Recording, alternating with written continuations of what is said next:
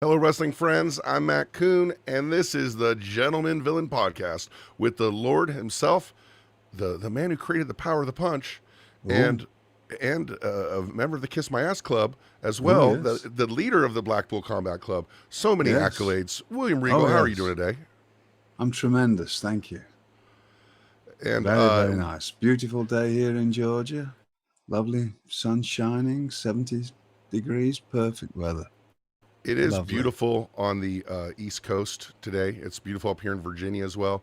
Ah, We're going to talk today about an event that a lot of people might not know about, but I could argue is a very crucial event, I think, in wrestling history. But before we do, there's a question I've always wanted to ask you, if you don't mind me just indulging me three just a inches, but second. you can have it all. So, people like Is that that it? answer as well. Uh, Okay, right. yeah, that's it. That's the question. So we talked about Bull James a couple weeks ago, and I heard from him, Yes. and I got to know him from interviewing him. And I interviewed him with a fella that, man, I had such a good time with, and we had a podcast for a year and a half or so. And I've never asked you about him, but he went to NXT, and through it all, he's still there in some capacity. What are your dealings with one Mr. Robbie E. Robert Stone, Robert Strauss? Um, what are your experiences with him in NXT? And if you can Nothing attribute, but good. Everything good. isn't he Great, great? Yeah. great, great pro. Lovely dresser. Always did committed to everything he was given. Does a great job of it. Um, just good. The Yeah, he's a guy everything that everything you could want that you need as people who understand what they're doing, comfortable doing what they're doing, good at what they do, um, and just a pro, just a great pro. it's a really great thing to see. So, what podcast did you do with Oh, we did Robert? a show called Why It Ended, and he came up with this Oh, idea to interview people after their careers. So we all interviewed a right. lot of different people who had, a high point, and it was Robbie's idea. And Robbie, to a lot of people, came across as dumb, and Robbie's not dumb. He's a Far very from it. No. far, like, but he was very outward with like with some stuff he didn't know. Like he thought he asked a question, is what was Walt Disney a real person? Like he didn't really know Oh, if he was a fictional character. He asked D'Lo Brown what a oh, CPA see, was. Walt Disney be spinning in his fridge if he heard that. But it's a testament to him, I think, that through all the ups and downs, he's still there, and he's still in a capacity there with NXT. And we're talking about NXT today, and we're talking about a show called NXT San Jose. So Yes, and we'll talk a lot about it, but when I first mentioned that word, NXT San Jose, it's one show that comes to mind, right? yes, because that was the first show we took outside. Um, well, that we tagged on to WrestleMania, and it was a mind blowing experience, and it was just that. How have we got here? That's a lot of that time period. It's gone so quick, but at the time there was so much going on, and it seemed to happen so.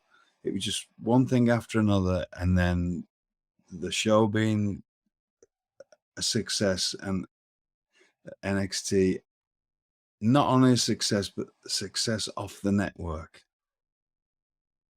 right? And the network And was that brand new at the time. Like, networks, and it's I, people have taken that for granted that everything that happened off a 1 hour show on the network, and then we get to San Jose and there's 4,000 plus people in the building, and it was just incredible, incredible. So, excuse me. sure, to set the table a little bit, it was the WrestleMania in San Francisco. If you want to remember which one it was, it is the one with the just totally memorable Seth Rollins cash in of the Money in the Bank. And they had access, they had all these things going on. It was my second WrestleMania with my son, who was 12 at the time. and we were NXT fans. We started watching on Hulu, and there's something very exciting about this program. Like, who's this guy? Who's that guy? It was a brand new wrestling world, and we went to Access, and we saw people like Adrian Neville wrestling, and no one really was into it. Like, there wasn't a lot of people around the ring. It was, you just walk right up and watch Adrian Neville run. I saw that NXT had planned a show. Like, it wasn't something that was initially on the schedule of weekend. It No. was something that was put in later, and to the extent where it was on a Friday night. Yes. It was at 10 p.m. Yes. And we decided to go to this thing, and we got tickets off StubHub for cheap, and we walked up, and we saw 5,000 other wrestling fans who were just as into NXT as we were. And this is a place that had never been outside of Save Access, outside of Full Sail.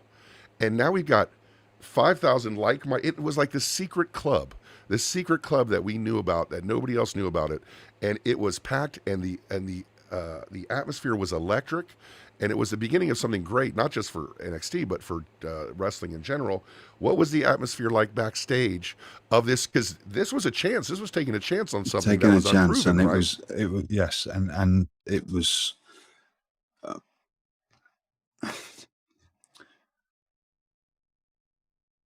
It was an incredible thing to be a part of. I remember driving up there, getting there, and going, how have we got here? And knew that there was going to be a big crowd there, and you know, wow, and just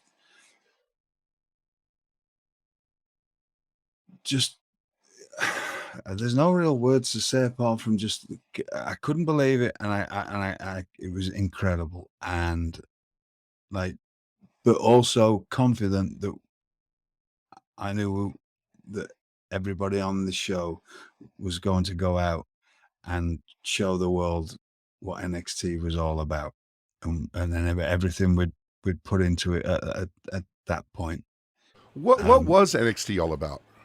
Like, how would you have described it then? Trying to make the best wrestling product we could make, take a lot of the nonsense that can be involved in wrestling at times out of it, giving the talent the greatest facilities that they could possibly have. Whether they took advantage of that or not is something that we can, other people have their own ideas about that. Everything that you could possibly need to get on was there. Whether you took advantage of that or you thought you knew better or you didn't, I don't even want to start on that, because that there's people who have their own mindsets. I know what everything was there for you to I can't say succeed, because you can't ever guarantee anybody to succeed, but there was an incredible feeling about everything going on there at the time, and we were making something special, and it was special, and it remains special to me, because when anybody so until last summer, and things change a little bit, and obviously COVID changed things. So let's just go up to COVID.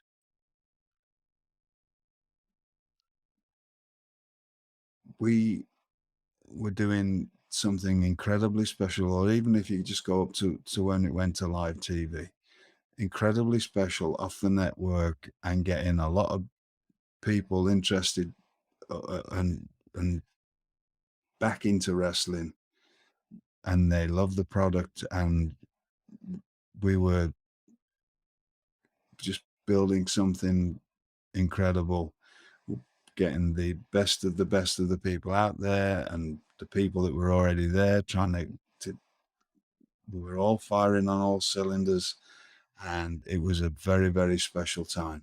And I that night just was like, here we go. And we all knew that there was going to be, we were off to the races kind of thing. This is where we're all going to, we're going to be for the next few years, which was more than a few years, just a few years. It was some great years, but everything's going the way it should be. And there's nothing quite to set the tone like Vince backstage, right? Vince yeah, McMahon. Mr. McMahon was backstage, and he came and he was stood looking through the curtains, and I can't speak for him, but I think he was taken away by it. He was taken away by that. I don't know if everybody will have a Mr. McMahon's what they think he thinks, and that it's, you know, the only person who knows what he was thinking at the time is him. But I know he was there, and I know he was in, and I stood, because I was stood by him, not far away from him when he was watching that show, because there wasn't that much room backstage, like there wasn't a huge area, and so there was only certain places you could. We were sort of looking through the curtain and just looking out onto this incredible, because it was a great building, that, and he was taking it all in, and I just kept glancing over at him, and you could see that there was things firing off in his head about, wow, this is something going on here. And because I don't know. You know the man well enough to know that the wheels are turning now. There's things going on, right? Yes, there's things going on, and I don't know. I don't know. I have no idea. Other people might say they know, and I don't know. I don't know how much time he had to even know how much was going on in NXT or what was because he's got too much. He had too much to do. He's working 20 hours a day, and everything in WWE has to go through him. So how is he getting to really know what was going on down there if he wasn't there? Apart from hearing a few things, well, he got to see it. He might have seen bits of the show.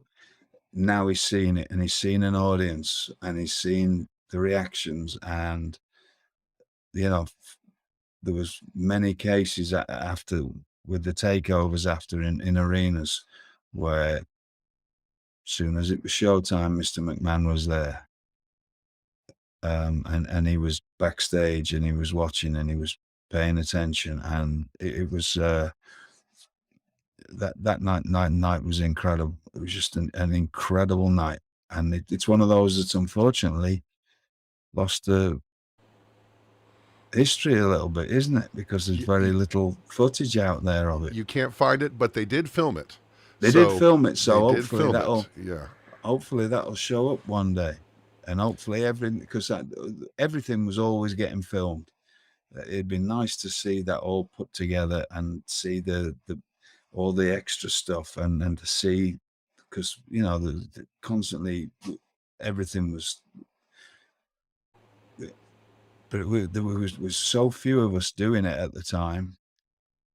Obviously, Triple H at the helm, and Ryan Ward, and I was doing my little thing, and Canyon Seaman was doing his, and Matt Bloom, I believe it was Matt at that time, was there as the head trainer by then, and then we all had a lot of pride and a lot of, you know, love for that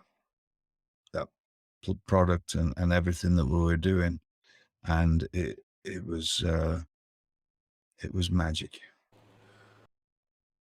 And I'll talk about it a little bit more, but before that, what was your job at that event? What were your responsibilities at this first crucial live event outside of Full Sail for NXT? Well, once I get there, my job was to get people to NXT. So when I get there, I'm just there for everybody, anything and anybody. What do you need? How can I help? If I'm seeing talent looking a little bit nervous or whatever, just going over and having a word with them. Oh, you'll be fine. What, you okay? I'm a bit worried about this, whatever it may be, because everybody else had a job to do. Once I was at any takeover, my job was just to go. You can't really explain what I did. I just went round and did me, which is make sure everybody was okay, and if anything needed help, anybody needed help, or anything I could help with, because there was other people doing other jobs. There was a producers. Triple H is doing. He's got to concentrate on the production and the TV, and I'm just there as a resource and help. That's what I.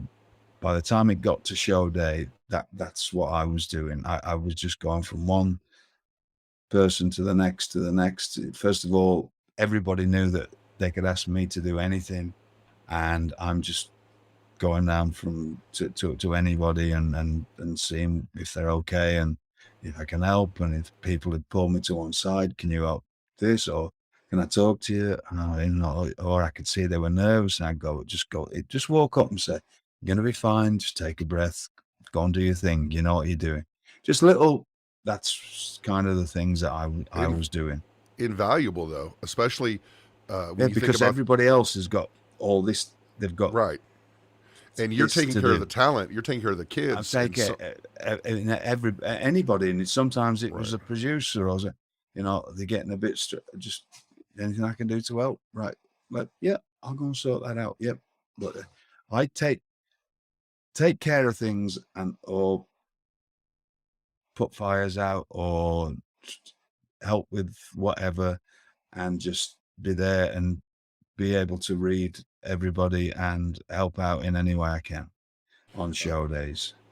Now, a word from our sponsor, BetterHelp. And if you're looking for some help with your mental health, BetterHelp is here for you. And we saw recently a great ad put together by Amanda Huber for mental health awareness involving AEW wrestlers like Willie Hobbs and other people. And so you're not alone. And all of us sometimes need some help. And it can be tough to train your brain to stay in problem-solving mode when faced with a challenge in life. But when you learn to find your own solutions, there's no better feeling. And a therapist might be what you need to become a better problem solver, making it easier to accomplish your goals, no matter how big or small. And for me, therapy is something I've done in my life. It has helped me, and there's no easier way to do it than by using BetterHelp. And if you're thinking of giving therapy a try, BetterHelp is a great option.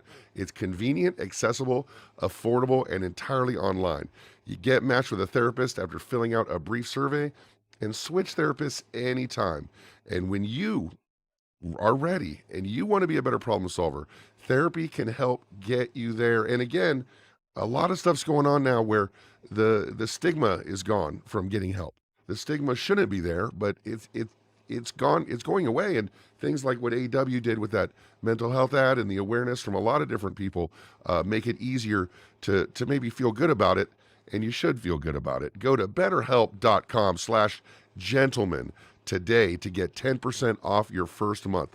That's betterhelp.com/gentleman. To take a snapshot of where NXT was, I believe this is right on the heels of Kevin Steen debuting at a takeover, and with what came to be a trademark NXT thing with the credits running at the end, a big angle happening at the end where Kevin Steen attacks his buddy Sami Zayn, and it was just hot. It was hot, and anybody who was watching it was into it.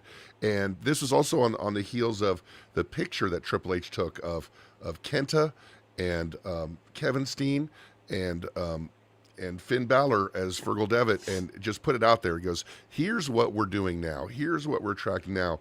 And before we know it, Kevin Steen's on TV attacking Sami Zayn. KENTA has debuted as Hideo Itami. And,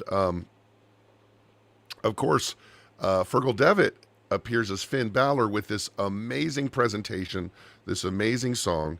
And we walk up into the arena, and it's buzzing. JoJo sang the national anthem. Yes. And the crowd was ready to go. And Corey Graves came in the ring.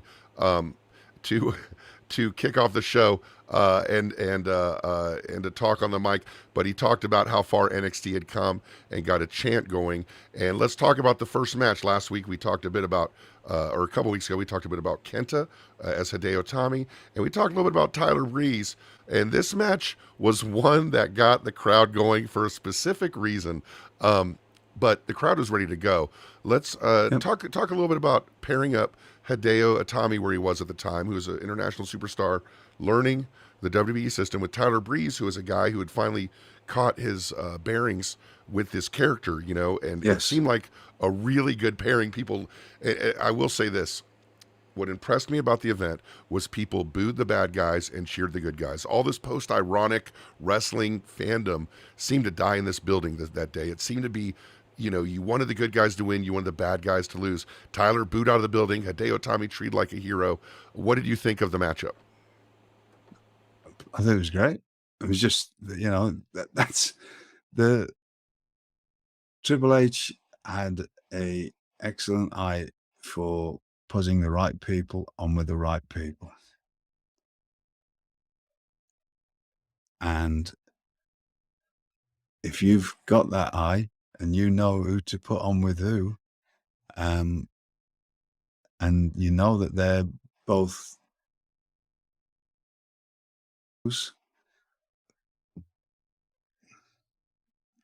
and you can add little bits to it, it helps, right? It's if you've got a very talented roster and you know how to put them together, it's I used to just sit there and go, wow, and you know, this is it's a bit of an odd time for me right at the moment. There's a lot of conflict of interest. I'm not working there anymore, and so you're going to get people, and if people listen to this, and there's going to be the clickbait things this week, and they're going to spin this into of whatever. He knows what he's doing. H. I used to just sit and I was sat in all of those meetings, writing meet at the time, all of that, and I'd just sit there and go, oh, he just, you know, I just used to feel like a spare part sometimes because I'm going, but he's just got all this stuff and it's laid out in his head, and it's 20 steps ahead of anything I can think of. But then I had my little say on certain things, but I didn't need to. He's got all this.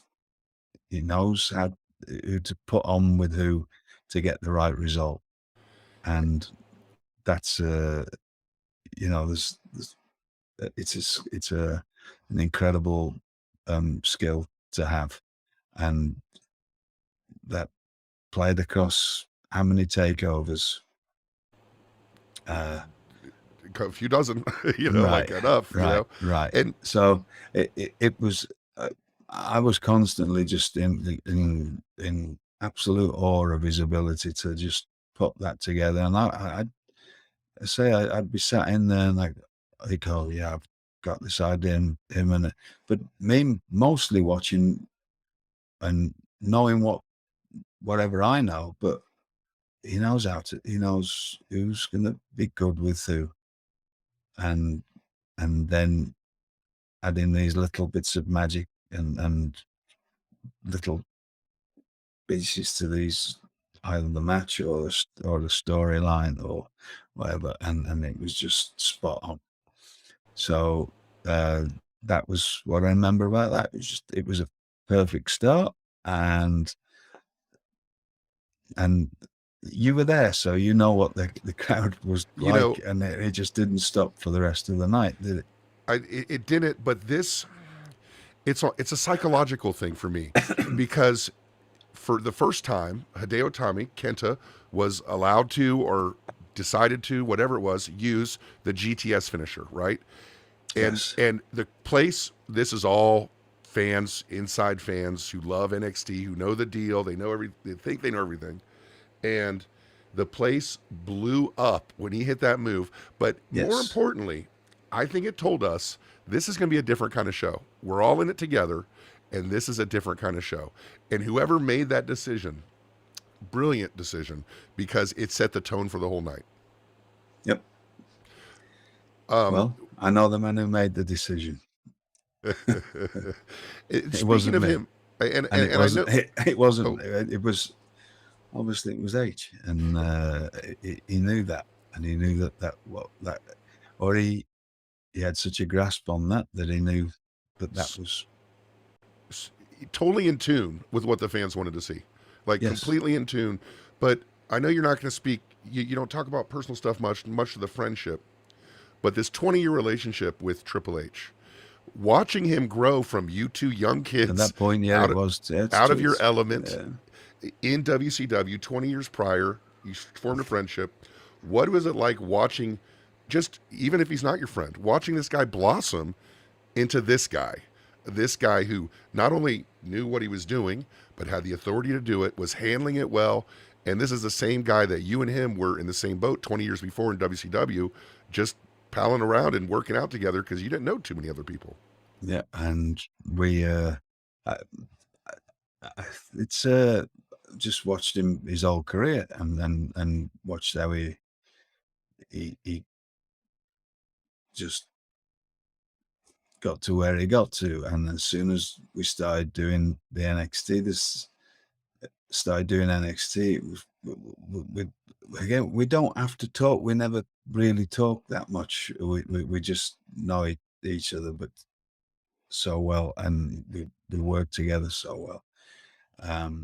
And he trusts me, and I, we trust each other, and he knows I would never tell him yes if I think that the answer's no.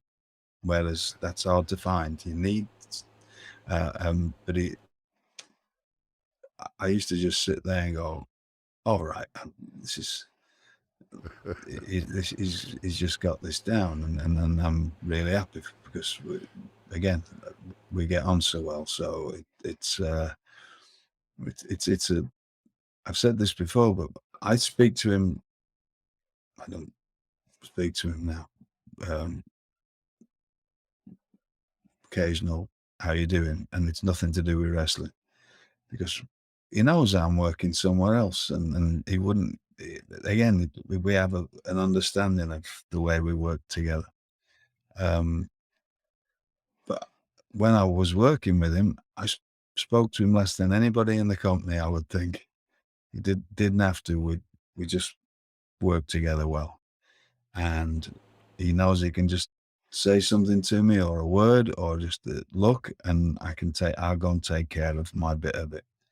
And I used to just sit there going, oh, I would never have thought of that. I would never have thought of that. But I know it's going to work. And that was it. That was because there was so few of it. It was such a small group of people that were involved in this at the time. It's like you're in a bunker, just working together. This one thing, that and just to watch it kind of blow up like this, it's really, really amazing. And eventually, of course, they would have to get infrastructure because this event was so successful. The second match was featured in defeat the previously mentioned Bull James against Jason Jordan. Now, Jason Jordan was a guy who we watched NXT for a while, kind of staying at the same level. Yes. And then once he got with Gable, everyone credits the Gable thing, and American Alpha took off. But Jason Jordan, to my viewpoint, kept getting better and better. Like, unfortunately, the injury happened when it happened. But at that point, he seemed to get better. Like Angle, he got better every time you saw him on TV. Every time. He just naturally a lovely lad, smart, studied everything he could, he took completely and utter full advantage of everything that was given to him at the PC. That he's the kind of person that if you don't know what he did or understand, and there's certain people that did this, he was one of them. Got some of the new people that are there now, or need to go back and ask or watch how he developed. and that's taking full advantage of what the incredible opportunities, the incredible facility that he had, and obviously being smart anyway, and being a very good wrestler to start with, just blossomed, and then got with it. It takes everybody time, but once it's a pretty short period of time. It might have seemed longer at the time, but it wasn't. In a It short really period was a of time, short, right? Yeah. and Yeah. then he got well. Once he got with Chad, I mean that they were just magic together. So, another With great with match. you know, and if memory serves, at that time they were kind of doing this break apart angle with his tag team partner at the time, Ty Dillinger, who is Yes. Shawn Spears. Yeah. In it's one of these things in wrestling you don't realize sometimes. You know, you see a guy like Ty Dillinger on TV, and then you see him in person. You're like, that is a big dude. You know, like he Yeah. is. Yeah. You know, and of course Ty's another example. Shawn Spears another example of a guy who took a little bit while, figured out with character, and then took off inside the ring as well. Took off in a big way. Yeah. Yeah. Really big way. And did great there. Yeah. One of the hallmarks of NXT, and maybe one of NXT's biggest influences on the wrestling world at large, women's wrestling. Women's Yes. wrestling was treated in a different way than we had seen before. Not to And bad talk anything else. Set out to be like that as well. We've talked about, you know, from the very beginning, you know, there was It was purposeful, is what you're saying. Totally purposeful. Yes, and the women would be presented just the same as the fellas. Yeah, and that was, we talked about Saraya and Emma, and then Charlotte and Becky and Sasha and Bailey, and it's a long list, man. It's a long list. It just keeps going, and it keeps going. And it's interesting you say that, treating them like equals. We don't think about that. There wasn't even a thing. When I said, there was no thought of, oh, we're going to treat anybody like. No, they are exactly. There's no having. They're going to be just a equal part of the show, and proven point that they became a point, many points, the biggest part of the show. And so it was like, no, it's just they are the talent, and they are athletes, and they are going to do their thing. And it's not like, oh, we've got to make women's wrestling different. No, they were just, they're the same as everybody else. And if they're good, they're good. And they go out there and they have their time. And it was, and we had. I would honestly say that's the first time women's wrestling's been treated like that. I know TNA had a nice run with their women's division when Dutch was running it, but really, this women's wrestling era of NXT is a golden age of women's wrestling in a lot of ways, because this tag team match had Dana Brooke and Becky Lynch in a tag team against Alexa Bliss and her tag team partner. You talked about a couple weeks ago about how you wanted to have a you know, what someone might call a baby face, a good guy woman wrestler, and this was her hometown, and there was no bigger applause and no bigger star than Bayley that night in that tag team match. What did as someone who kind of thought of the character, found the person, worked with her, you know, as much as you did, what did you think about it when you saw this Bayley thing come to fruition, like in full bloom? Like, there's no doubt when you see Bayley at this show, okay, this is somebody. This is a thing. So there's no, and I thought of that character.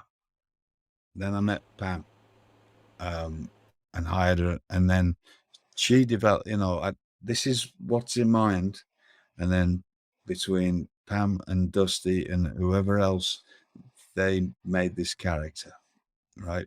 So again, I'm in and out of there, and I'm off doing other things. So it was just they developed this character.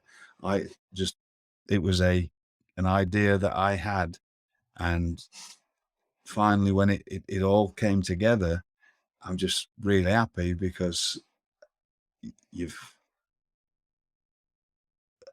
my job was to try to, was to find talent, and couldn't have asked for anybody to better or could have pulled it off better for the idea. And again, it was just an idea than Bailey, and it became that night was just magic to see her out there, and I'm just so happy because I got on with her, and it was just incredible. That all those ladies that everybody had the part. It was just go out, do your thing, show the world what you're all about, and me just being really happy when they got back that it's all worked out for them. And all four of these ladies have taken different routes Yeah. to success. Dana Brooke had some injury issues, had a huge athletic pedigree. Becky, I mean, geez, like Becky, and then Alexa. Yeah, she's the only let down of the lot. She's never amounted to nothing, did she? I know, it's so disappointing what's happened to Becky. Yeah, in this time. That was one of my bad calls. I thought she'd actually make it, but no. It's that European bias that you had. You just got her in there, Yeah, it's that. Yeah, but there were so many great wrestlers, women and men. It was hard to see who's the breakout. You look at Alexa Bliss, who now has done all this character stuff. She's a prime example of what you're talking about. What can you do with this? Yeah. How do you make the best of it? And now she's known as much of a character as a wrestler. Yes. And is that how much? I know Dusty was involved a lot in character and in promo class and all that kind of stuff. How much were you involved in character work at all at this point? There was time.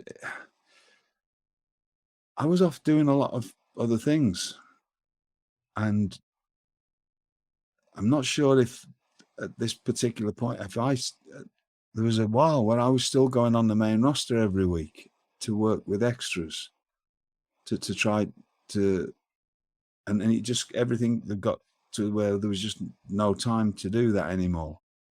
So there's a lot of people that I was going, apart from when it was NXT days, I was going to the Raw and SmackDown, and I'm not sure exactly when that finished, but it was just because there was too much other stuff off. There was constant going to different places to look for people just in case. Or so we had do as much homework as possible in case we ever needed things, and that paid off in dividends when there was a Cruiserweight Classic and there was a Mae Young Classic and there was a UK tournament, and if ever we getting different talent from different countries. So I spent a lot of time going all over the world looking with myself and Canyon. Sure. Looking at a lot of things. So, and a lot of the people on the show were people that you saw, previous at PWG or other places. At different places. And it didn't matter where it came from. You get those people, they just took such and such. Well, that's wrestling. Right. You start somewhere. If you're already a wrestler, you start somewhere, unless you were from directly coming as an athlete to the PC. You start as a wrestler somewhere, and then you move to another company, and people seem to get all offended about that, and or this whatever notion they have. Oh, you just took those people? Yeah, took them because they were good. I didn't take them. I asked them, "Would you like to come and work here?" And they said, "Yes, please." Yes, it's been my dream. Please, thank you. Yes, please, because I'm going to get I'm going to get a chance to get seen by more people and make more money. Yeah, that's usually the role. Some people don't want that, but whether they like to admit it or not, most people, and there's people that leave WWE and they don't like it, or they didn't like the way whatever you've got any company you go to work for, you've got to do what the company wants. If it doesn't work out for you, okay. If you want to go away moaning about it, you need to put that into perspective. Like you get that was the big company at the time, and if you wanted to go there, you go there, and there's enough stuff out there that you know what's going on in there, or you hear these things, you think it's all going to work out 100% the way you think it is. It will, it might work, or it might not, and it doesn't matter what company you go to, right? There's Who song, right? We won't get fooled again. There's that line, meet the new boss, it's the same as the old boss. Yeah. Doesn't always, everybody has a different look at this and different view. But at the time, yeah, if you're, I personally have suggested to more young wrestlers used to tell them to go to work for other companies when I first met them. Go and make a name for yourself there. Go and get some experience. Go here, go there, go somewhere. And sometimes I had connections to get them into other places, because there's only so much room in any company, and there's so many. So go and make a name for yourself, or do whatever you've got to do until the time is right. Right. And because we can only have so many NXT at first there's only so many people could be, because it was a 1-hour show. And then there's the trying to develop new talent from scratch, because it is the biggest wrestling school in the world. And some will work out. There's one in, I don't know how many hundred it's going to take to work out. Not everybody's going to work out. So somebody who doesn't take advantage of it, or it doesn't work out. Sometimes they can do all the right things and do everything. It's not going to work out. Not everything happens for everybody. No, it doesn't. It just doesn't. And then, well, it's easier to tell a story of whatever. You've heard my things before. There was times, like last summer there was a lot of changes, and I thought they needed to happen. Because I saw a lot of people getting incredible opportunities there to learn, and they weren't trying to learn anything. They just all they wanted to be was famous, or make money, or get paid and not put any time in. Or some people just didn't like the way you had to do things, and that maybe they prefer to work somewhere else, or they go somewhere else, and this is the greatest place in the world. I've worked for so many different companies. Wrestling's wrestling. If you've got a job in wrestling, you're getting paid, you're doing well, depending how you look at this. So it all. Jason Jordan was one of those people who went out there and took every opportunity he could, and once it clicked for him, and it went. And he learned more than just wrestling, because when he went into a producer role, right, all we've heard are just unanimous great things about him as a producer in WWE. And then the ladies, they get their opportunities, and then they go out there and they do incredible things. So everybody has, there's different routes, there's different things, and some it'll work out for, some it won't. But you've got to. There's very few people can get by just phoning it in, right? So it's time, and it's effort, and it's learning, and it's a million things that come with this to try and survive in it. And if you're trying to phone it in front of a William Regal or a Triple H, that's not gonna. You guys gonna suss that out in like 2 seconds. You guys are gonna see that, but I do. Yeah. For the most part, the talent that was on the show did well in WWE. What you were asking about with different characters, right? And like Alexa Bliss, she was just doing incredible stuff. At the time, I remember having she was doing great and learning constantly and never stopped learning. And I actually thought at the time she'd been taken away from us too quickly, because but she was so good. She got thrown in the deep end. Moving from NXT is one thing to move on the main roster, and she succeeded. Obviously, and she made an impact in a rather short time, incredibly, very short on time. SmackDown. Yeah, and I thought at first that's me. See, I don't know everything. I thought, oh, if we could have just kept her for another 6 months, because she never really got to be a huge thing in NXT, and she got moved up. If unless I'm thinking and I'm remembering wrongly, It was a draft, I think. Yeah, but yeah. I was actually thinking, oh, she's going to be that next real big NXT star, and she got moved, but whatever time she'd put in before that. When you're asking about how much I had with, I do remember having one talk to her about certain things about watching people. When I was on the main roster, or when I was traveling, where I would see everybody on the phones all day long, and I was watching people, and not in a so make sure that this doesn't come across in a strange way, but I'd be watching and I'd watch just everything that was going on around me, because I'd look at people and I'd think, you almost have that kind of feeling that sometimes you look at somebody and think, why don't I like that? They're annoying me. It's interesting, isn't it? They're making me happy. And me as a open-minded character, what can I take from that? So I remember having that talk with her one day, like she was asking me about certain things, and she always had great facials. And I said, look, this is what I've always done. I've always just sat and watched everything going on around me, because if I see something and I think, why do I want to punch him in the mouth?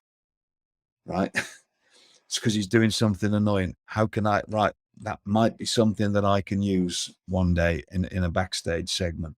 I can do whatever he's doing, or why is that making me feel a certain emotion, seeing something happen? How can I take that and use that whenever I need it? And that's a lot of thought, right? But I think I've proven my point of I could adapt to anything at any time and play any role that I was ever given.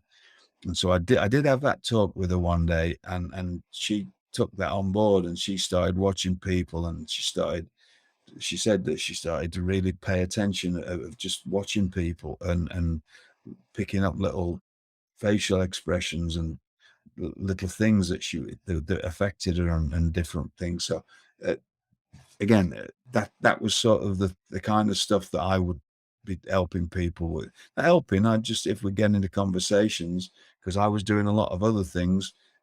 Once they got to NXT, my bit was a fraction. I'm there for everybody, but then you've got your trainers, and you've got Dusty, and you've got Triple H helping you, and you've got whoever was there, and Ryan Ward at the time, and different people all helping to try to get you to where you need to be. So I was just a little part of that. You mentioned Ryan Ward. That's not a name we hear a lot. Ryan Ward was a writer, right?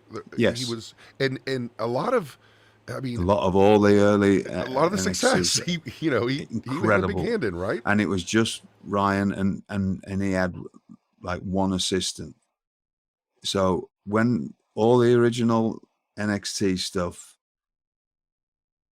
for the most part, there used to be, and it got more over time, because the bigger it got, then more people started coming in. But there used to be Triple H, me, Ryan Ward, and maybe another. And it wasn't me. I'm just sat there because he bounced, like, say, what do you think of that? and I go, okay. Or I might say, oh, I'd put my bit of whatever I thought of logic into stuff, but it was Triple H and Ryan doing a lot of that early stuff. There's a documentary on Peacock right now called The Defiant Ones about Dr. Dre and Jimmy Iovine, who is a great producer who produced Tom Petty. He produced Bruce Springsteen. And someone said about him, his gift is the honest answer.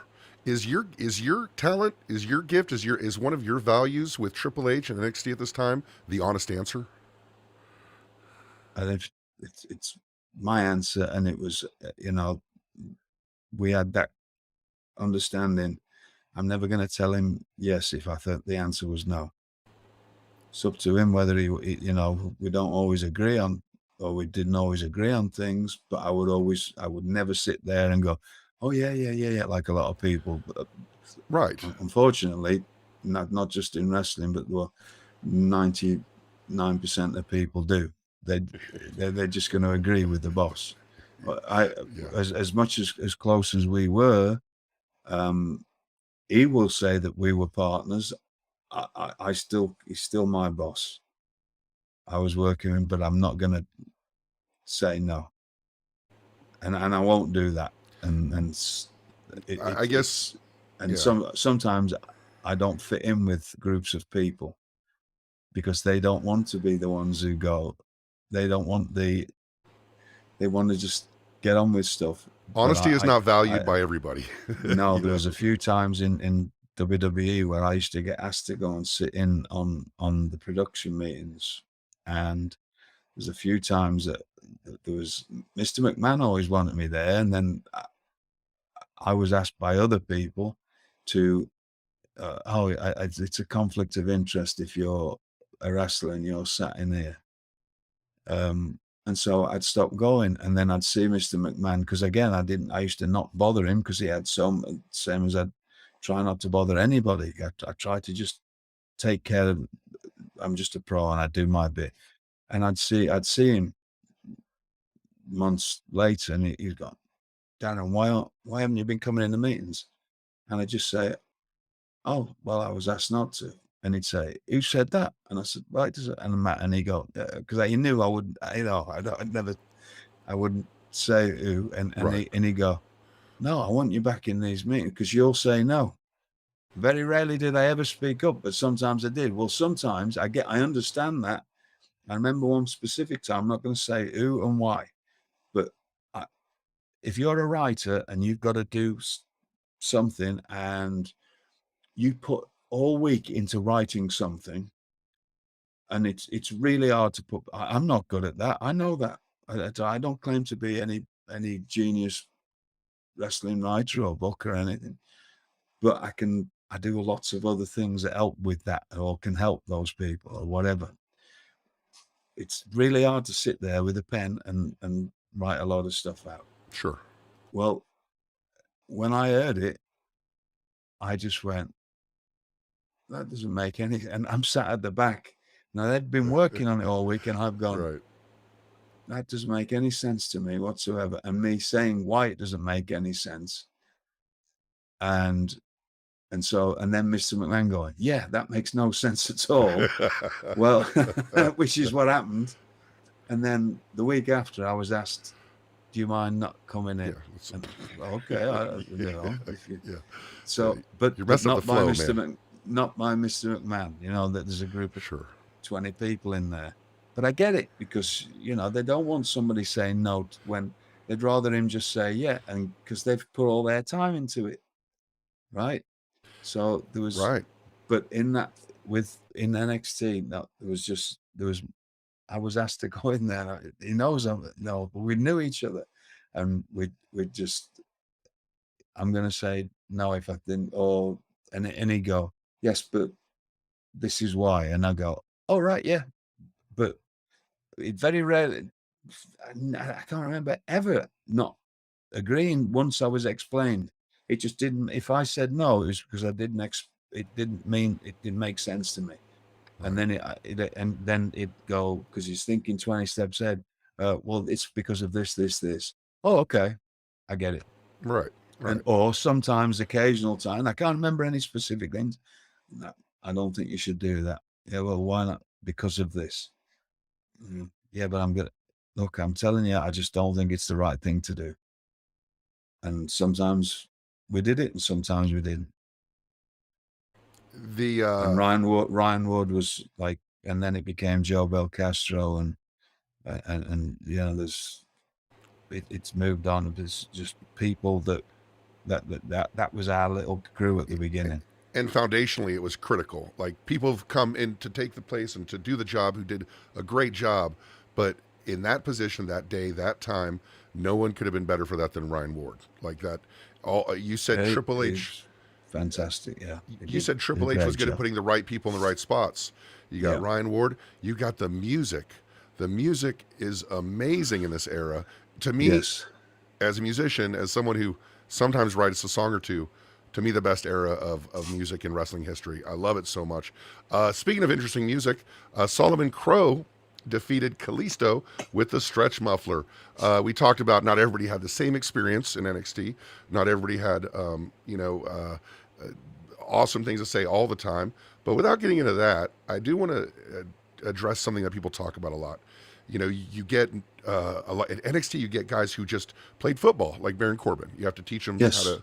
But then other times you have these people with some experience: Kevin Steen, Kenta, Fergal Devitt, and Solomon Crowe. And we hear this term, and maybe you can just dissuade it or confirm it: the WWE style. Like, is that something that when you see someone do something, you go, well, that might have worked for you there, but it's not going to work for you here? Or is that just a complete misnomer? There was no real, that's somewhat of a myth that lingers around as a WWE style. People do all kinds of different styles there.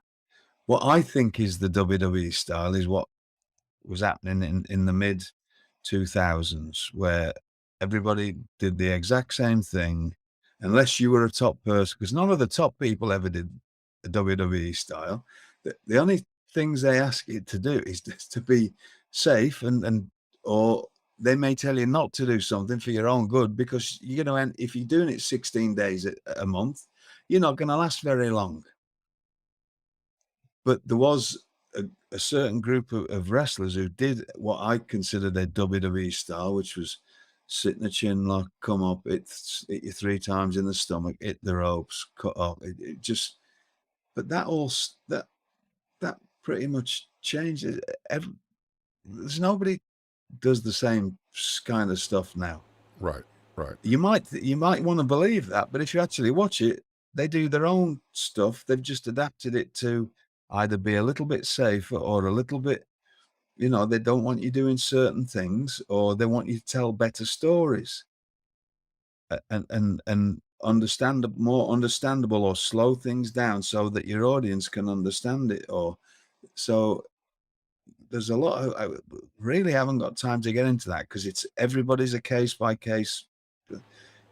Absolutely. There was a few things with Sami, where Sami came in and it was just, can you not do this so much? And you're speaking of Sami Callihan, Solomon Crowe, not Sami Zayn. Solomon, right? Okay. Yeah, Sami Callihan. You know, I get on really well with Sami, but there was a few things that just, can you not do that as much? But as far as his wrestling stayed pretty much the same.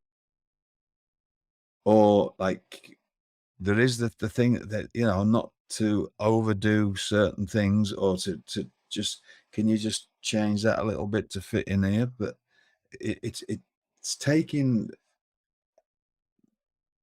it's up to you how you want to look at it, right? If I've said this before today, I think, that go to any job, you've got to work to the company you're working for. And if they want you to do something, you either do it or you're not going to last very long. But as to coin that thing that gets thrown about, there's a WWE style. I don't know.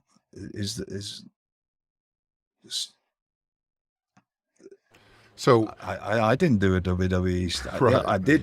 Right. Steve Austin didn't do a WWE style. Rock did his style. Triple H did his style. It's just but it's trying to tell stories or make things have a bit more, common sense put into them at certain or tighten times. things up for TV a or little bit, tighten maybe. things up for TV, or not overdo certain things because the people paying you don't want you to do them. They have a different vision, and you've got to go with that vision, or not. If you work for a company that lets you just be you, but that you've got to understand that if you're going to go there, you're going to have anywhere. If you go to Japan and they say, right, we want you to, like, I've had this conversation, right? And again, if we've told this story before, there was once, and I won't say who, but I had a conversation.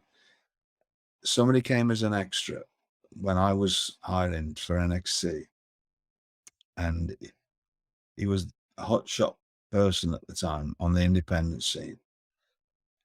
And I said to him, so, how do you see yourself? And he said, well, I'm the best wrestler in the world. And we were in the arena, and just below me, sat there, was Daniel Bryan at the time. And I said, not here, you're not. I said, he is. He said, I'm better than him. I said, not here, you're not. Because this company has invested money in telling everybody that he's the best wrestler in the world. And he went, well, I'm better than him. I said, not here, you're not.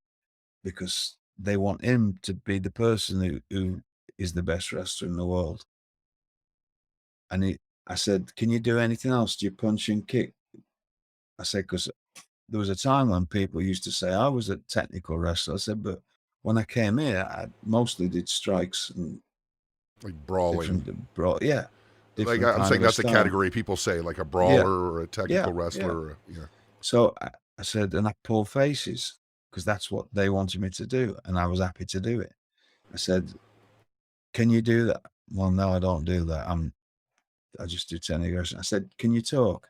And his exact words to me were, I don't need to talk. My work does my talking for me. And I went, good luck, sunshine. I won't say who that is, but I know that person doesn't work or get any work in, or he might get the occasional thing. He doesn't really work in wrestling anymore. I will tell you who I think that is off the air.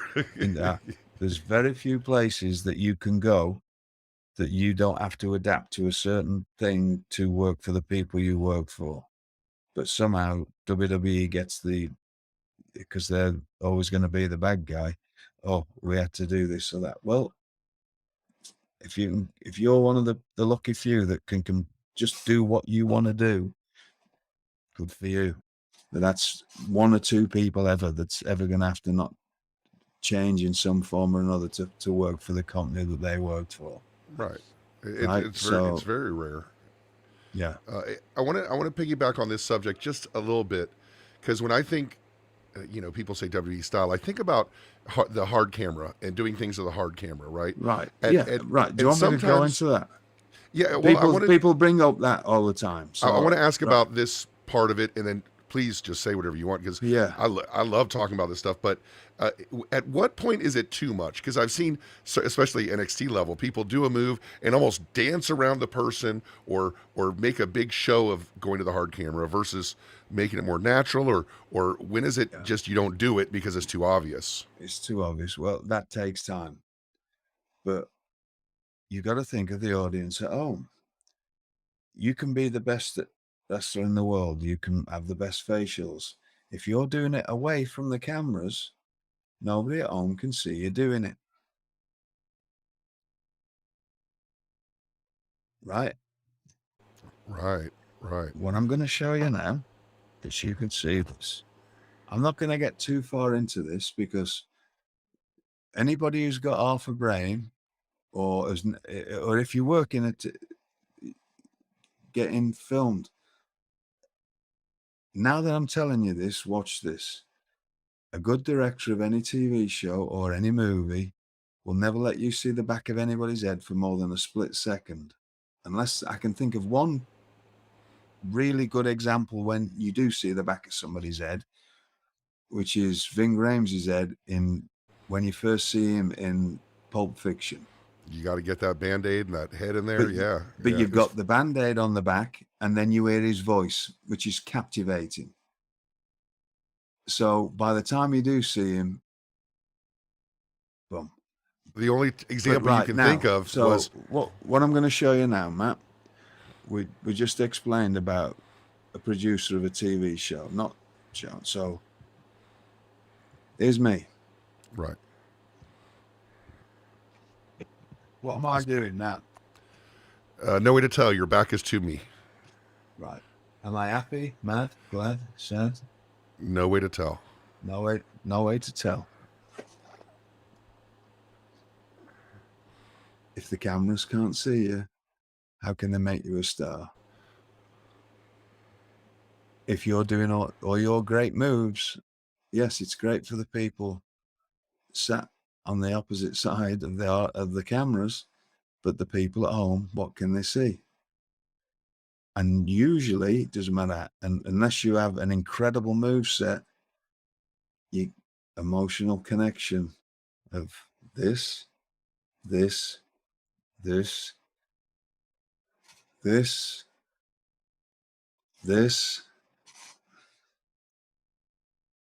So yes, it takes a long time to learn that, and sometimes people don't care, but you're missing crucial shots. And I can go on a long time about why cameras are important, but I've hit on something with the younger generation. This term, it's all about the gifts, right? Everybody likes to be gift. You cannot gift something you cannot see. So that's very true. Instead of me spending a lot of time explaining that, think about how important it is that you make sure the cameras can see you. And also remember that the cameramen on the side of the ring have undoubtedly the hardest job in wrestling. Those gentlemen have to carry those cameras, which weigh 50 to 60 pounds, on their shoulders for 4 to 5 hours a night every show. They have got to stand there. If you want to go and just put a £5 on your shoulder, or £10, and see how long you can hold it, and they have to stand there like that all night. So the best thing for you to do is to make sure that they haven't got to come chasing after you, so they can at least just stand still and just do that. Right. Because a lot of times, if you're doing something in the far corner, if you're beating somebody up in the far corner, have I gone through this before on this show? I don't think so. Okay.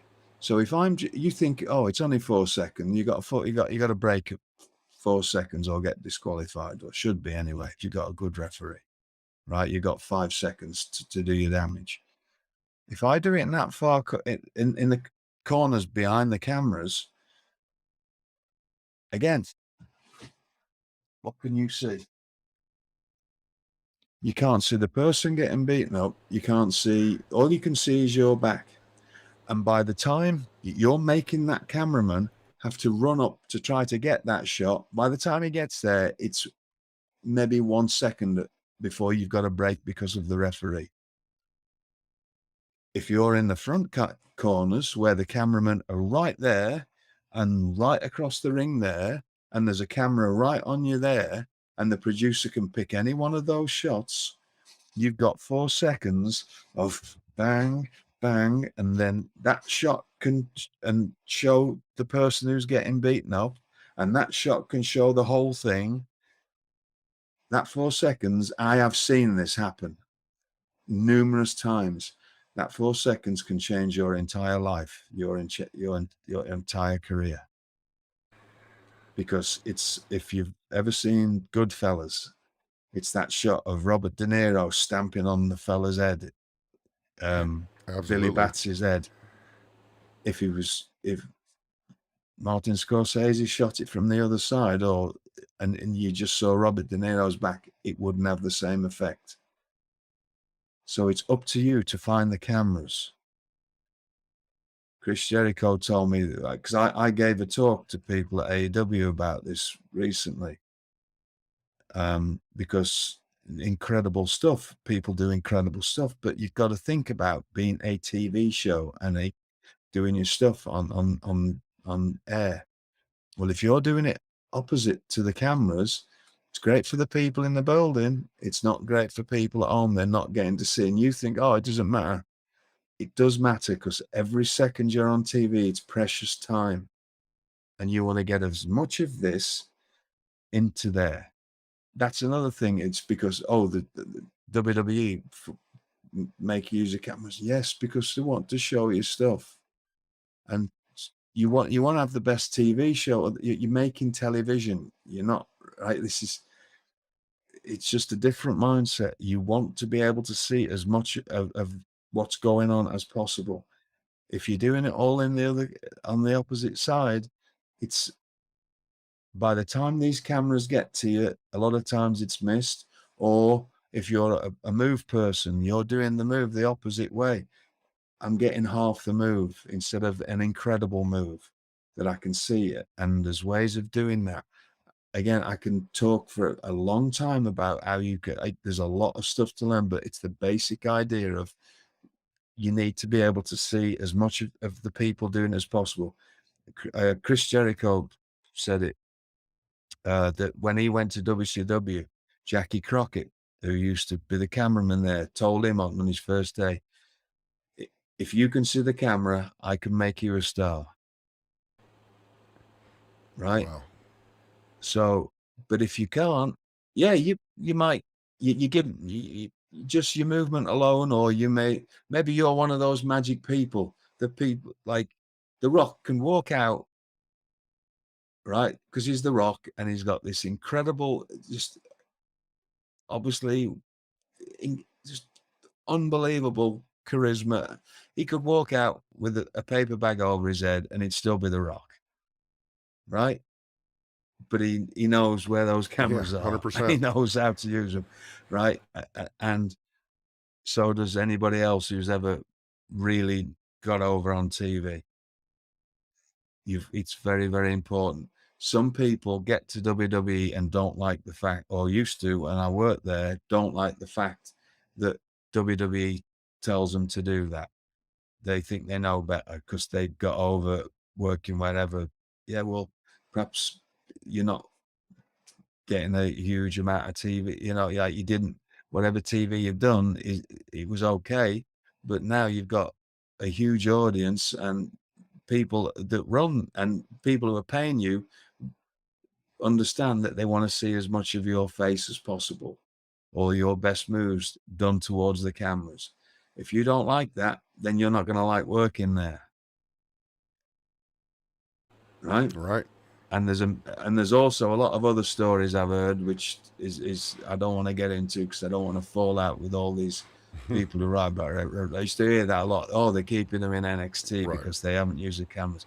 Well, sometimes that was the case, because look, you go up to the main roster, or you want to be on this show, we need to see this. The people at home need to connect with you, and you can't connect with the back of somebody's head. Right, unless you are the one. Right. Yes, Right. you could be just the one Right. who has that magic, can do anything the opposite of everybody. Right. So there's a lot of things that just get thrown. There's a lot of things in wrestling get thrown out there by people, and they've got no idea what they're talking about. Absolutely. Because they've never had it explained to them. They just parrot things, or they have an idea. Well, they don't know how to use the camera. Oh, well, I think that Chris Jericho is a person who has worked in WWE and got himself over, right? There's not much time when you see Chris on TV in AEW when he's not, whether his purpose, it's just become natural to him, where you don't see him on camera. it's not easy to learn. It's awkward because you've got sometimes, instead of just doing stuff everywhere, you've got to try and figure out where the cameras are and know where they are. My first night in AEW, for whatever reason, just because I did what I did, I went to the wrong side where the camera, the hard camera was. Right. And I had to have and I felt terrible about it because I made these two fellas who have the hardest job in wrestling have to come and find me. And I used to pride myself on always finding them to save them having to carry this 60-pound camera up and climb up onto the apron and look for me. If I'd have done it the other way, because it was just like a bit of a blur just going out there and going, all right, I'm doing this thing, because I hadn't in the afternoon gone out there. I hadn't had chance. I would have done normally, but because I got to the show late, I didn't go out and figure out where the cameras were, because not every building's the same.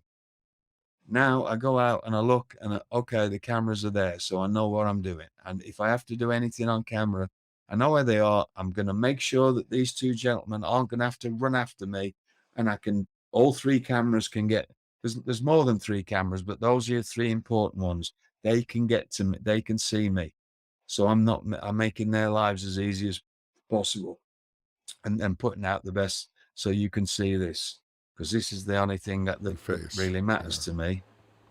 It's like taking my time the other week took my time, faced the cameras, put the things on. Now people know but if I'd have been doing that,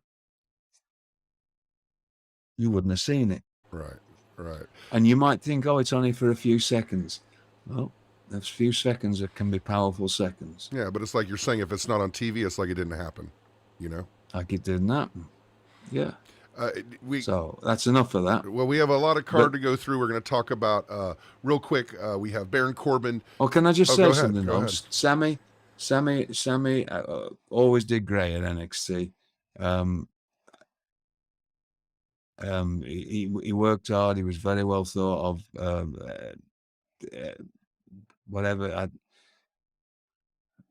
He might have his story. He asked to leave because he wanted more. He wanted to go and prove himself. Right. He didn't think he was in the position he wanted to. He didn't get let go. So anybody who thinks Solomon Crowe, Sami Callihan got let, no, he didn't. Because the character was working. It was working. The characters were, but he didn't feel like he wanted more, and rightly so. Everybody wants more sometimes, and he left. He left on his own accord, and he's done well. He's still doing things, and he's doing his thing with Impact and whatever. So Sami's always kept busy, but Sami left on his own accord. He didn't feel, and not everybody can. Can only be one main event or a couple of matches, right? So if you feel like you're at the peak of your game and you're not getting what you want, you got to, especially there, that was a thing there. If you could go and talk to Triple H and look, I'm not happy here. Okay, then he would happily let you go and do your own thing. There's more than one person did that. There's a few people who'll tell you that they got let go. They didn't. They asked to leave. Yeah, we talked about CJ Parker a couple of weeks ago too. Yeah, CJ asked to leave. He didn't get let go. I can think of one other person who he might tell people that he got let go. He didn't the first time. He did not. He came and asked to leave. But I also know within 6 months he was asking me to come back.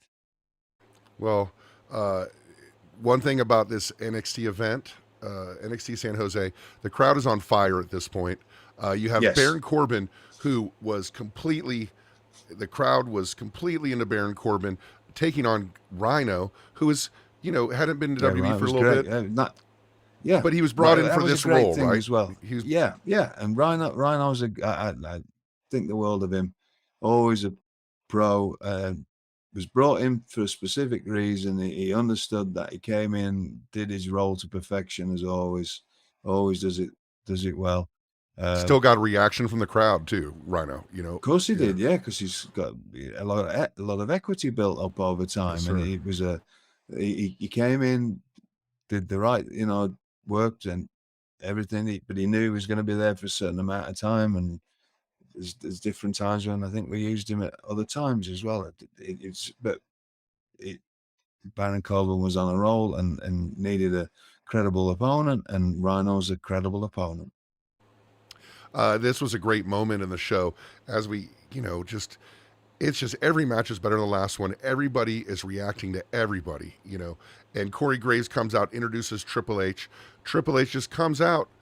He's clearly having a good time, clearly having fun. He calls NXT the hottest thing in town, says everybody from Vince McMahon to Shawn Michaels to Sean Waltman, Stephanie McMahon and others are watching backstage.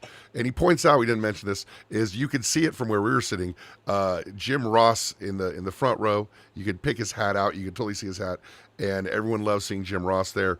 It looked like Triple H was extremely happy, and this was when we realized this was kind of a big deal for him in WWE. Yeah. It just wasn't for us, it was for him as well. Yes, huge thing for us, for him and for all of us. It was a huge thing. It was just wow, how we got here, like, I would, knowing him, I have no doubt that he like I say, he's thinking 20 steps ahead all the time, and would have thought would have known we'd have got there. I was just along for the ride, and I'm sure he was just incredibly happy that this was he knew this was going to work, and it worked. It was working, and it continued to work. So, you said you didn't make a outright effort to bring up the women's division. It was just the way it was. It was just everybody was treated the same, and the same could be said for the tag team situation. The tag team champions, it was Enzo Amore and Big Cass wrestled in an elimination match. I think we're missing a team here. Do you remember who the third team was? Because I do not remember. I will have to look it up. It's not written here.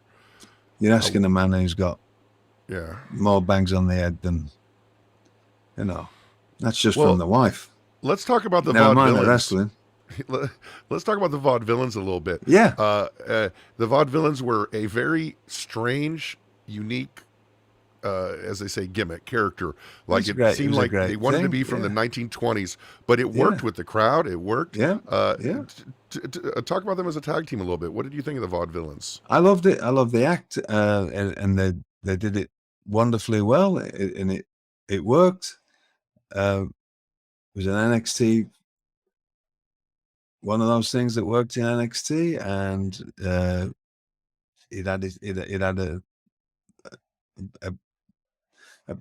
nice, lovely part of NXT, and it's memorable stuff if you go back and watch it. They did the characters to perfection, and it was all great. And that's all I can say. That the Simon Gotch did his part well, and Adrian did his part well, and it was just fantastic stuff. So, talk about you talked about before how you brought along Alexa slowly, and she got promoted to the main roster. I think there's a lot of opportunities for certain wrestlers to get out front of the camera. Carmella was one of those people with Enzo and Cass. Yes. What is the process by which kind of you decide, like, maybe it's not your decision, but hey, let's get this person out in front of the camera. They might not be where we want them in the ring yet or whatever, but not saying that's her, but let's get them in front of the camera, get them comfortable. Is that something you try to do, is just try to get everybody out there? That definitely wasn't something that I can remember I had any saying, but as soon as I heard it, oh, great. So I'm not sure whose idea that was at the time. Again, there's so much of this that was happening. It was just all seemed to be working. So and just things were going on, and okay, great. Carmella's doing really well. She trained really hard. She does everything she can do, and obviously she's gone on to have a great career. put them put it out with his team, and it all worked.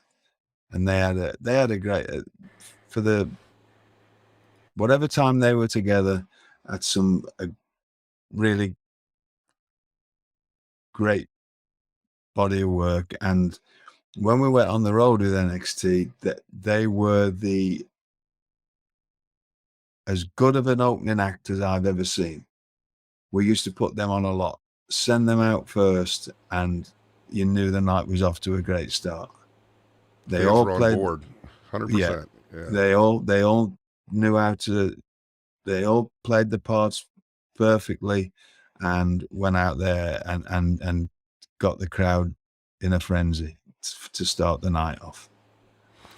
The tag team champs at the time were the ones I thought they were, and it's going to lead to a subject that's not so pleasant. Blake and Murphy were the tag team champions. Of course, we just lost Sara Lee. I think everyone knows that's a tragedy. There is respect their privacy, but also please respect the privacy. This is most. And I didn't want to bring it up because you didn't bring it up, but I will say that there is a GoFundMe for the family of Sara Lee, which is one of the members of this tag team. And, just support if you can. Please, but also, when something like this happens, respect the privacy, because these are real people. These are real people. It's a real thing. Real life and children involved. And we've said this before, that anybody who's got any spite does anything now, there's something majorly wrong with anybody who could not respect the family at this time. Please don't. What people think. So I hope none of that's happening. But please support that GoFundMe. If you've just, it doesn't matter what it is. Please, anything, because that's just horrible thing to happen to any family. And there's no easy transition, but we're going to try because this is a podcast that we want to try to talk about the fun stuff in wrestling. But like we said, the positive lesson is if you want to help, you can help. Yes. But mostly, these are real people, and be respectful. And let's try as we can to move on to the next match, which is the WWE NXT Women's Championship. Now, I mentioned this to you off air, is that I'd never heard this before or since. They announced to the crowd on the mic, the following match is for the NXT Women's Championship, and the crowd roared. They roared because they knew the matches weren't announced, by the way, so the crowd is just, we're getting what we're getting. But we knew we were going to see Sasha Banks, and she was taking on Charlotte. So we got the beginning of this epic feud with these two women who became two of the greatest of all time. Talk about having the right people in the right place. It hit out of the park, don't you think? Incredible. Just fantastic. Well, we've talked on other episodes about both ladies and just how just fantastic. Well, that's it. That's all I can say. It was please, if anybody's listening from WWE, put this out there. Put this out there. Put this show out there, and all the whatever footage you've got of it, because it is such an important show. It was the best reaction I've ever seen to a women's match at the time. Now, since I have, and mostly due to NXT, but the crowd is chanting "This is wrestling" at this match. The two are tearing it up. Of course, we know Charlotte is the daughter of Ric Flair, and we talked about before her ascent, her improvement in skill, her going from where she started to where she is now. Sasha Banks strikes me as someone. Did she have it the moment you saw her? Is that something you believe in? Is it? And is she someone that you saw it with sooner rather than later? When I first met her, she was either 18 or 19, and it was in Boston. and I was in the catering, and she was an extra, and she asked to come and sit with me and ask questions. And that happened more than once. And I'd help anybody, so I just talked to whatever question she asked. I talked. Whenever I saw her, same thing. And then, long story short, there came a time when she had a tryout, and there were people in charge who I tried. There was a time when I was given the job that I was given, and there was other people still in certain positions, and they didn't see anything in it. I just knew that there was something special there. I just knew it was going to take a few years. She was only so young, and I thought the right people around her, some money in her pocket, so it, you can actually concentrate solely on wrestling, which is exactly what she did. And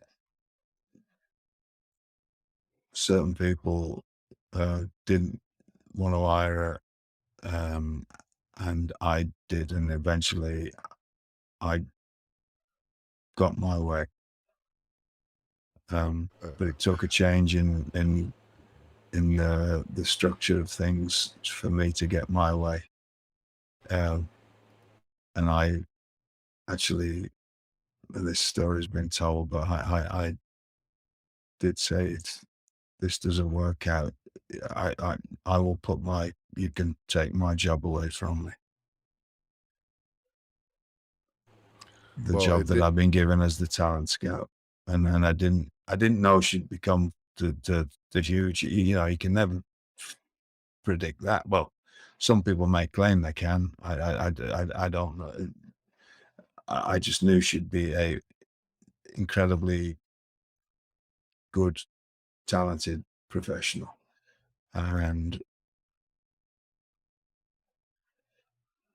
worked out, I think. And I would say so. This match, Charlotte wasn't. Charlotte was one of the ladies. Out of all the ladies that came after that, Charlotte was already in the system and been hired before I had any say on any of that. So it's not like I don't want to use the word claim anybody, but there's people that I hired. Charlotte was already there, which was a no-brainer, obviously, right. being Rick's daughter and having the athletic background. I didn't think that the people hiring at the time who were in charge of hiring people had that much of a clue about anything, to be quite honest with you. But even they couldn't mess that up. Anybody could see that Charlotte was going to be, but she was already in the system when I got there. She'd just got there. So once I started going down to FCW, and I knew that I was going to end up doing this thing before a lot of people did. It's, I knew about what was happening. I think as I said, I think it was me and Triple H knew. And there's people that didn't know that I was going to move into this role that I had. But she was already in the system. But nearly everybody after that, which is Sasha, Becky, Charlotte, and pretty much everybody else after that were all people that I was involved in. And maybe a few that were there before in FCW, the ladies that were there were already there. They'd been hired by other people, but then the majority of people, I've known Charlotte since she was a little girl. Right. Yeah. So if I had have had the chance, obviously I'd have hired her instantly, without question. But I didn't, So she's one of those ladies. When I see her, occasionally see her, it doesn't click. But it's weird for me. It's like when I see David Finlay and you know, because I used to, Because you knew him as kids. yes, Yeah. and it's a weird thing, right? And Brock Anderson and you know, like they used to play with my kids when we go to Charlotte. Me and my wife would go and we'd stay with Bobby Eaton and his wife, and they all used to be all playing together and that. And I remember Charlotte running around with my kids, and they were all all they were all singing Bop at one point. That was in the mid-90s, and then like I hadn't, you know, I'd seen her occasionally, but then I saw her like turn up where she was in FCW, and I'm like, you know, it's just within two. I knew that about an athletic career because I was always around the dad, and you know, so I didn't know for definite until I saw the first time I saw her in the ring, and as soon as I saw her moving in the ring, I went, right, no, she's gonna be good. You know. There it is. You know, and she lost this match, but the fans all chanted, "Thank you, Charlotte," at the end of it. And we know we're heading to the end of it, the end of the event. And this, like I said, it was hot at the time. A lot of it was this Kevin Owens, Sami Zayn angle that happened. And unfortunately, timing doesn't always work for people sometimes. They're both injured at this time. They both get injuries. But when you look at, you know, and they come out to the crowd, they do a little back and forth on the microphone, and the fans understand, they're fine with it. Yes. But if you look at Sami, you look at Kevin Owens, you look at Hideo Itami, you look at Finn Balor, these are not people previously that people would think would fit in the mold of what the WWE was or what wrestling was. Okay, but these are again, all so there's that nonsense of there's a WWE style. They still do their styles basically, right? They do different. I mean, Sami's changed a lot, but it's not when he gets to wrestle with Kevin Owens. They go out and they do their stuff, right. So there's that. No, enough about that, right? But with this NXT though, it gave. Don't you think it gave more of a chance to fellas like this before than had existed before? Yeah. One might argue open the door to what's going on in wrestling today. Like when you start, absolutely, you know, treating a Sami Zayn or a Prince Devitt or a Kevin Steen as these top guys, and they pull it off. Yeah. You know, the sky's the limit for all shapes and sizes now. Yes, and it always should have been. Always wasn't. That's I grew up very differently to everybody else. That's why I always had an open mind for all of this. I grew up in Britain where there was weight classes, strict weight. Well, they're not strict weight classes, but there were weight classes, and you had lightweight lightweights, middleweights, heavy middleweights, light heavyweights, mid heavyweights, and heavyweights, and they all had a British champion, a European champion, and a world champion. Some of those, the middleweight world champion never seemed to turn up in Britain. But there's always the lightweight champion and the heavyweight champion was always there, and the mid heavyweight champion. So I grew up with different, so it wasn't all about big people, and it was all about different style, and every weight class had a certain, the good people had a certain sort of different style. There's what people think is a British style, but there's bits of it overlap into the styles, but there's more. And now everything's become somewhat blended, but so I was always very you know, it never bothered me about size, and it's how you can connect with your audience and how good you are. And so, you know, I was always, when I got the opportunity to be with NXT, it's got nothing to do with size. It's got to do with, you know, and I know Triple H had he's a UFC fan, and he started to really, you know, it's the middleweights that are drawing all the money here, you know. So yeah, it's great you can get an heavyweight, but if you can get, it's just as great to have somebody of any size. It's how they. If it works, it works. If it works, it works. Yeah. And speaking of working, this segment with Zayn and Owens left us wanting it, left us wanting to see it, and we have our final match. We have our headline match. It was Finn Balor against Adrian Neville. Now we talked about Adrian Neville, but we I'm such a big fan of both fellas. A huge fan. It was such a great match to see live, but also it was the first time we got to see, with the music, with everything, the demon entrance. We got the demon entrance at this, off the network show. That was hastily planned, and the place went crazy. There was a lot of stuff that was tried out at this show, I think, that stuck around, and this demon entrance was one of them. What an amazing thing! Absolutely incredible, and the atmosphere. Well, because you were there, and it's hard to explain it. Hearing this is not going to have the same effect to anybody who wasn't there than it is to people like us that were. But it was goosebumps and chills for real. Yes, it was real, and just the same for me. Stood looking through the curtain at the back, just like, and couldn't be any happier.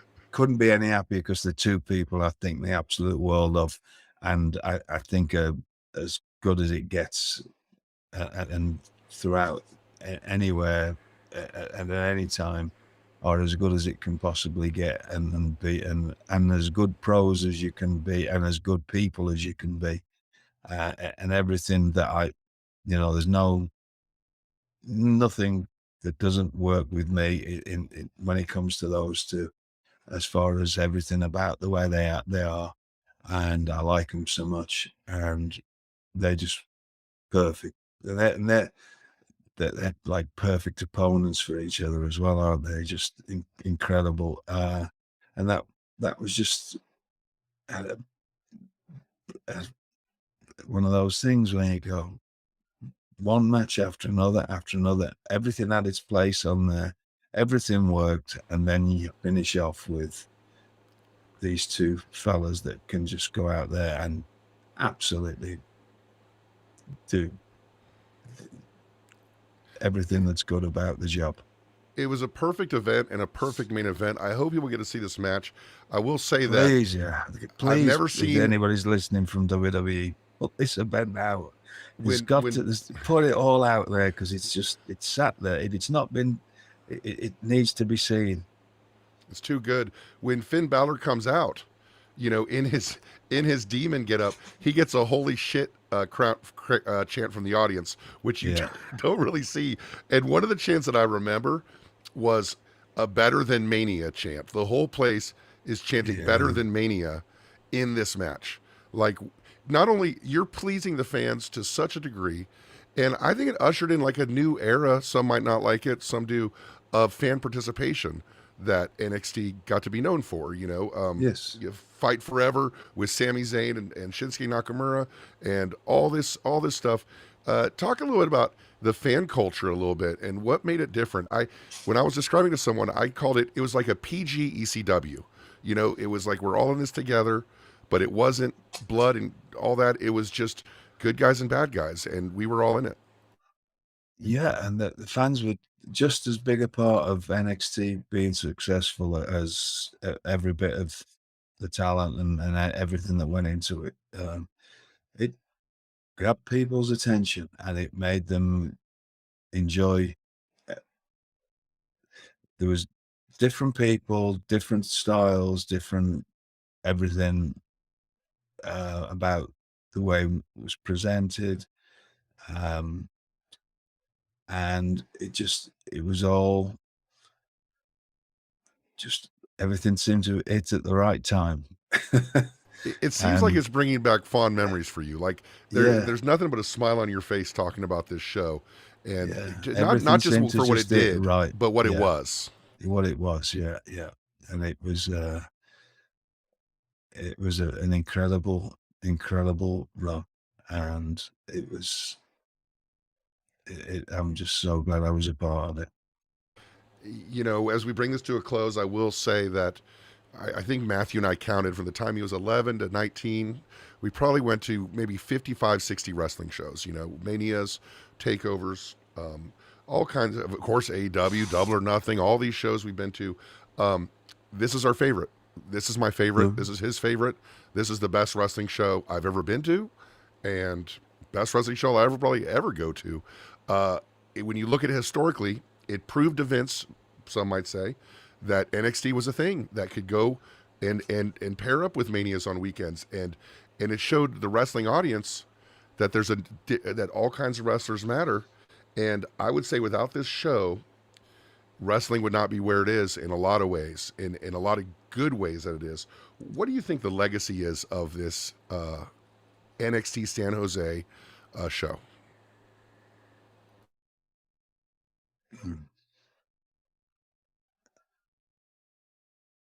This is just my opinion. I think it might be one of the most important shows in wrestling.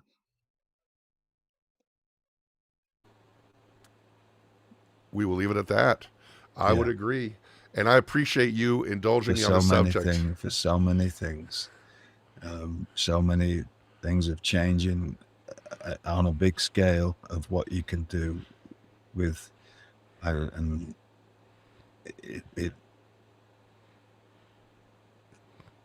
everything that was the thing that made it. That show was the show that made it okay. And I wouldn't say independent wrestling could be